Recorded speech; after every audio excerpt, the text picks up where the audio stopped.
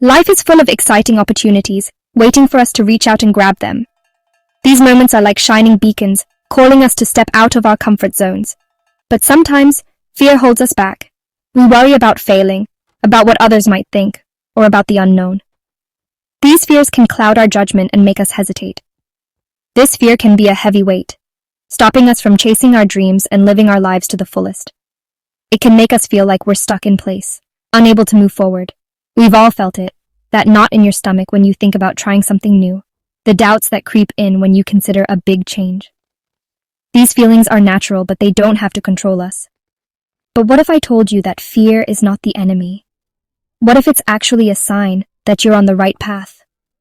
What if instead of letting it paralyze us, we could learn to dance with it, to embrace it as a part of our journey, to use it as a stepping stone to create a life we love? Imagine the possibilities if we saw fear as a motivator rather than a barrier. That's the powerful message of Susan Jeffers' book, Feel the Fear and Do It Anyway. It's a guidebook for anyone who has ever let fear stand in their way, offering practical advice and inspiration, and a reminder that we are all braver than we think. So, let's take that first step, feel the fear and do it anyway. Feel the fear and do it anyway isn't about pretending that fear doesn't exist. It's about acknowledging its presence and choosing to move forward regardless.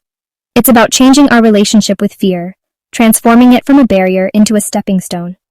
It's about recognizing that fear is a natural part of life, but it doesn't have to control us. Instead, it can guide us towards what truly matters. One of the book's core ideas is that on the other side of fear, we often find our greatest growth and joy. By facing our fears, we unlock new opportunities. When we push past our comfort zones, we discover hidden strengths and unlock possibilities we never thought possible. It's in these moments that we truly come alive. We learn that we are capable of so much more than we ever imagined. Our potential is limitless when we refuse to let fear hold us back. Remember, every successful person has faced their share of fear. They didn't let it stop them. They used it as fuel to drive their ambitions. They've stumbled, they've doubted, but they kept going. They turned their fear into a powerful motivator. They understood that fear is not a stop sign. It's an invitation to dig deeper, to believe in ourselves, and to take that leap of faith. Embrace your fear and let it propel you forward. One of the most empowering takeaways from the book is the concept of pushing through. It's about acknowledging the fear, feeling it fully, and then taking action anyway. It's about choosing courage over comfort, even when it's hard. The more we practice pushing through fear, the stronger we become. We build resilience, we cultivate self-trust, and we develop an unshakable belief in our ability to handle whatever life throws our way. Think about a time you were afraid but did it anyway. How did it feel afterward? Chances are, you felt a sense of accomplishment, of pride, of knowing that you were capable of more than you thought. That's the magic of pushing through fear. It expands our capacity for courage and opens doors to a world of possibilities. Section 4. Practical steps to conquer your fears. Feel the fear and do it anyway isn't just about inspiring ideas. It's also about practical tools. These tools are designed to be actionable and easy to integrate into your daily life. The book is packed with exercises and techniques that help us manage fear and shift our mindset from fear-based to possibility-based. These exercises are not just theoretical. They are meant to be practiced regularly. One powerful exercise is the "What's the worst that could happen?" technique. This method helps us confront our fears head-on by visualizing the worst-case scenario. When we're gripped by fear, our minds often race to worst-case scenarios. This can paralyze us and prevent us from taking action. This exercise encourages us to logically assess those fears.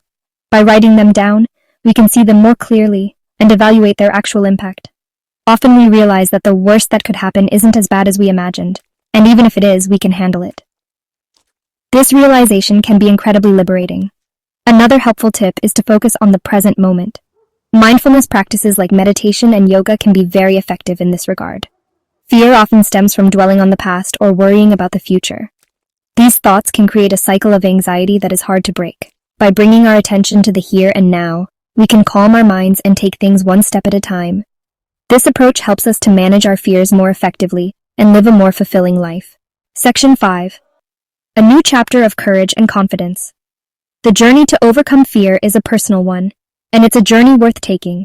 It's about embracing vulnerability, believing in our own strength, and stepping outside our comfort zones, one courageous step at a time.